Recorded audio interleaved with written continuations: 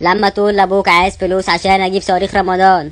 بقول لك ايه يابا، انا عايز منك 50 جنيه. ليه 50 جنيه يعني؟ مش انا لسه بديك فلوس اول امبارح لحد خلصتهم؟ ايوه خلصوا، العيشه بقت غاليه دلوقتي، انت مش عايش معانا ولا ايه؟ ماله ده مش بيرد عليا ليه؟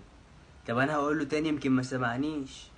بقول لك ايه يابا، انا كنت عايز منك 50 جنيه. انت ايه حكايتك بقى؟ انت لسه قايل لي دلوقتي عايز 50 جنيه واديتك، جاي دلوقتي تاني تقول عايز 50 جنيه؟ انت بتودي الفلوس دي فين؟ انت ايه حكايتك؟ نعم، هو انا عشان كررت الكلام مرتين يبقى خدت منك فلوس مرتين؟ نهار ابوك اسود، انت بتستعملني كمان؟ انت بتشرب الفلوس دي سجاير صح؟ لا والله خالص، انا كنت عايز 50 جنيه عشان تجيب بيها صواريخ رمضان. كل سنه وانت طيب بقى.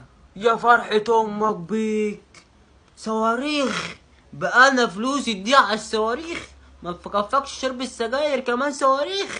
ما تجننش امي بقى، السجاير ايه وزفت ايه ديت؟ كمان بتفطر رمضان؟ نهار ابوك اسود، تعالى لي.